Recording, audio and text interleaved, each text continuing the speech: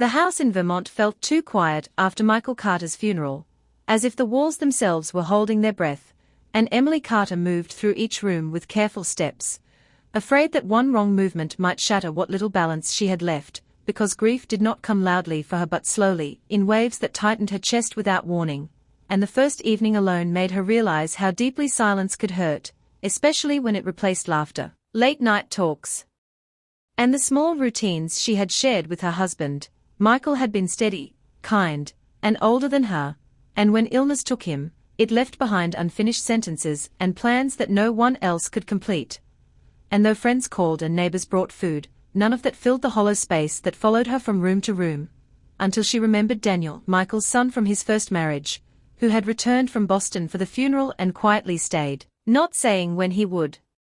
leave, only unpacking his bag in the old guest room, as if he sensed that leaving too soon would feel wrong. Emily and Daniel had never been close in a dramatic way, but there had always been a gentle respect between them, built from shared dinners, polite conversations, and the unspoken understanding that they both loved the same man in different ways. And now that man was gone, leaving them alone together in a house that suddenly felt too big for just one grieving widow. On the third night after the funeral, Emily wandered downstairs unable to sleep, her thoughts racing faster than the clock on the wall, when she heard a sound she did not expect, soft at first, almost unsure, then clearer, steadier, filling the air with something warm and human, and she stopped in the hallway as she realized Daniel was playing the piano Michael had kept near the window, the same piano that had not been touched in years, and the notes carried emotion without words, sadness mixed with strength, memory mixed with hope, and Emily felt tears rise before she could stop them. Not because the music reminded her of Michael, but because it reminded her that life was still moving even when she felt frozen. She leaned against the wall, listening, feeling her breathing slow as the music seemed to hold her upright. And for the first time since the funeral, she did not feel like she was drowning, and when the music paused for a moment, a sharp fear rushed through her, the fear of being left alone with her thoughts again, and without planning to speak, without thinking about how it might sound, she whispered into the quiet space, "Please, don't stop," her voice breaking just enough to reveal how much she needed that sound to continue. And after a brief pause, the music returned, stronger than before, flowing through the house and through her, grounding her in the present moment, and Emily realized then that something important was happening, something she could not fully name yet, a connection born not from comfort or choice, but from shared loss and shared silence. And as she stood there listening, she felt the first small shift inside her heart, not toward happiness, not toward answers, but toward survival, toward the understanding that grief did not have to be faced alone, even if the path ahead was unclear. And when the final note faded into the night, Emily remained still, knowing that this moment, quiet and fragile, had changed something between them, and that whatever came next would not be simple, but it would matter. In the days that followed that first night, the piano became part of the house again, not as furniture, but as a voice, and Daniel played every evening without being asked, sometimes slow and thoughtful, sometimes steady and strong, as if his hands understood emotions he did not yet have words for, and Emily began shaping her days around those hours, finishing chores early, letting the evening light fade while she waited for the first note to rise, because the music gave her something to hold on to, something that pushed back the sharp edges of grief without pretending it was gone. She never told Daniel how much it helped at first, choosing instead to listen quietly from the stairs or the hallway, afraid that if she named the comfort it might disappear. But slowly the distance between them softened, not physically but emotionally. And one evening Daniel looked up from the piano and saw her sitting on the last step, her hands folded tightly, her eyes tired yet present, and instead of stopping he finished the piece, letting the final note settle before speaking, asking gently if the sound bothered her, and Emily surprised herself by answering honestly, telling him it made the house feel alive again, and Daniel nodded, as if he understood more than she expected, admitting that playing helped him too, that when his fingers moved he felt closer to his father without drowning in memory, and that talking felt harder than music, and from that night forward they shared the space openly, not as a widow and a stepson struggling with roles, but as two people navigating the same storm from different sides. They talked between songs, never too long, never too deep at once, but enough to loosen the weight inside their chests, about Michael's habits, his quiet humor, the way he believed things would always work out, and sometimes about the future, though that subject still felt fragile, and Emily found herself learning new things about Daniel, about his doubts, his plans that felt uncertain now, his fear of moving forward too quickly or staying stuck too long, and she realized how young he still was beneath his calm surface, how much he carried without asking for help. There were moments when Emily caught herself relying on those evenings too much, when she felt disappointed if Daniel came home late or skipped a night. And that scared her, not because of him, but because of herself, because she did not want to replace one loss with another kind of need she could not manage. And so she tried to pull back, filling her evenings with distractions, phone calls, television noise, but nothing replaced the quiet strength of shared presence. And Daniel noticed the shift even when she tried to hide it, noticing the way she no longer sat nearby, the way her answers grew shorter. And one night he stopped playing early, asking if she was all right. And Emily felt a lump in her throat as she realized she had no simple answer, only the truth that grief changes shape, and sometimes comfort feels dangerous when it matters too much. She told him she didn't want to lean on him unfairly, that she was afraid of becoming dependent on something that could not last, and Daniel listened without interruption, his expression steady, then told her something that stayed with her long after, that support does not always mean dependence, that sharing space in hard moments does not create obligation, and that healing often happens quietly between people who choose to be kind without crossing lines. And his words, spoken without drama, made Emily realize how much respect guided his actions, how carefully he moved within boundaries she had feared might blur, and that realization brought relief instead of tension. The piano returned that night not as escape, but as balance, filling the room with calm rather than urgency. And Emily understood that what made those evenings meaningful was not the music alone, but the mutual understanding beneath it, the shared decision to remain present without expectation. And as days passed, she felt stronger, not because the pain faded, but because she was no longer facing it alone, and Daniel too seemed lighter, more focused, making plans again, talking about work opportunities and the possibility of moving to Canada. And Emily encouraged him, even when the thought of him leaving made her chest tighten, because she knew growth should not be held back by fear. And when she went to bed that night, listening to the last notes fade into silence, she did not beg for them to continue, because she finally trusted that the quiet would no longer break her, and that whatever came next, she would be able to stand within it, whole enough to let others move forward while carrying gratitude instead of regret. As autumn settled over Vermont, the air grew sharper and the days shorter, and with that change came a quiet shift between Emily and Daniel that neither of them planned but both could feel, because comfort, when left unspoken, can slowly turn into distance if fear enters the space. And Emily began waking each morning with a heavy sense of caution, worried not about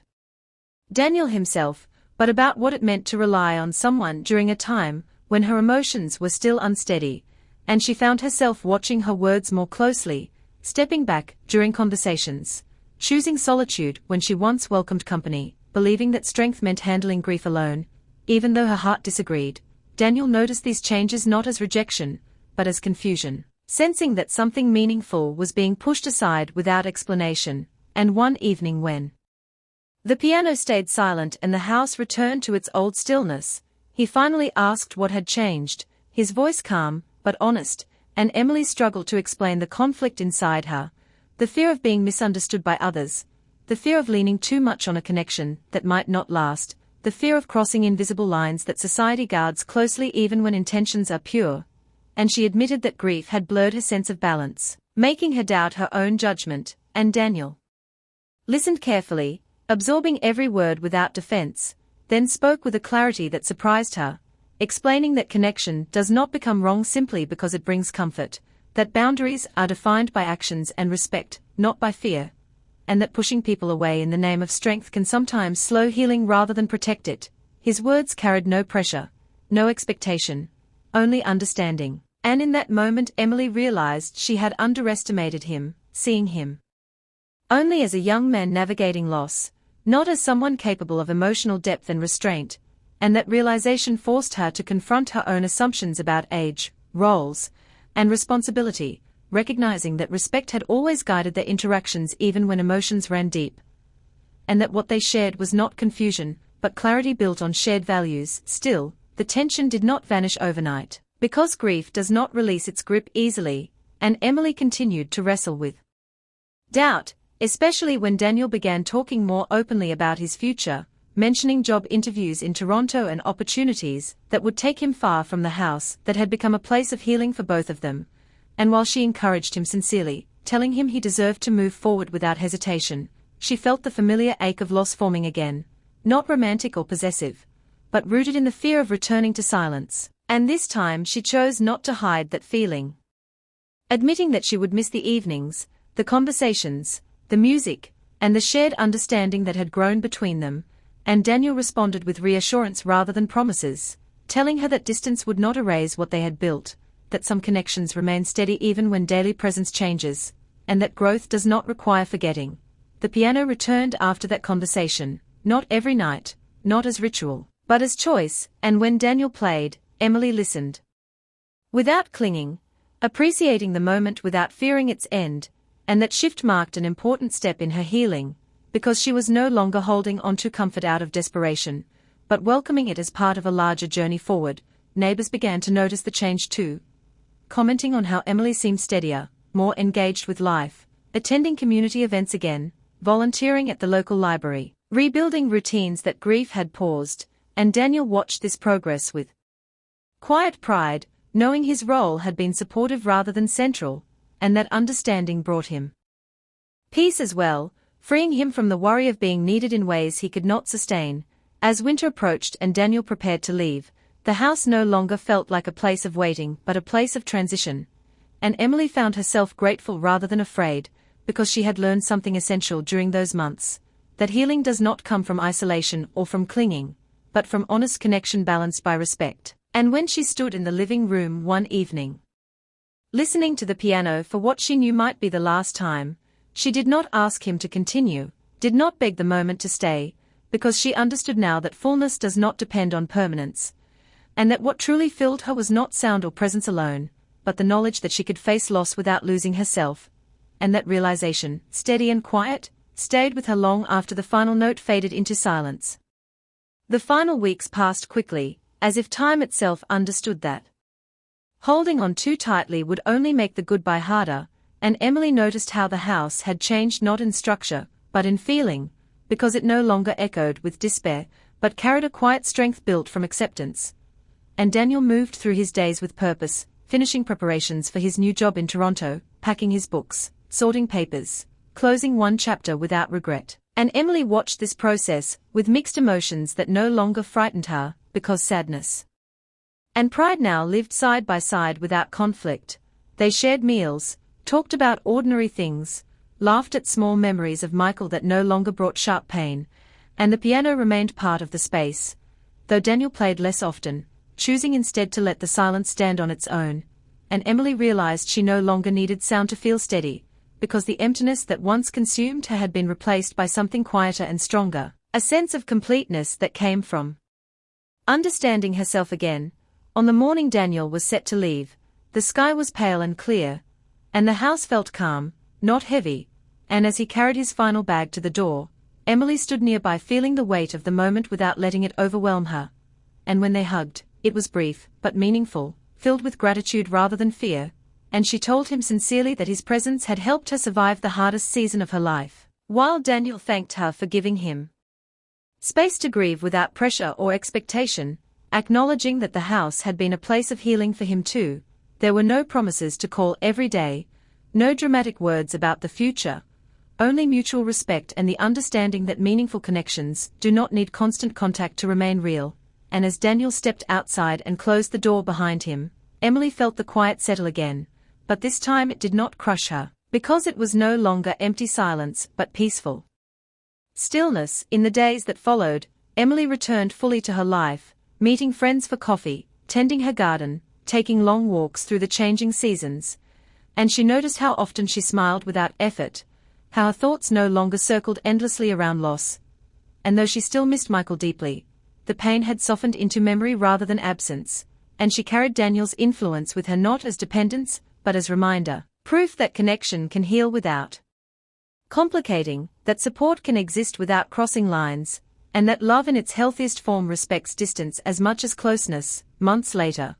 a letter arrived from Toronto, simple and warm, describing Daniel's new routine, his small apartment, the piano he hoped to buy someday, and Emily wrote back without urgency, sharing updates from Vermont, her work at the library, the way winter had been gentle that year, and as she sealed the envelope, she realized something important had fully settled within her, that she no longer defined fullness by who stayed or who left, but by how she chose to live. With openness, strength, and care, and as she placed the letter by the door to mail the next morning, Emily stood in the quiet house once more, breathing easily, knowing that while some chapters close, their meaning does not disappear, and that she was finally ready to move forward not because she had forgotten the past, but because she had learned how to carry it without letting it weigh her down.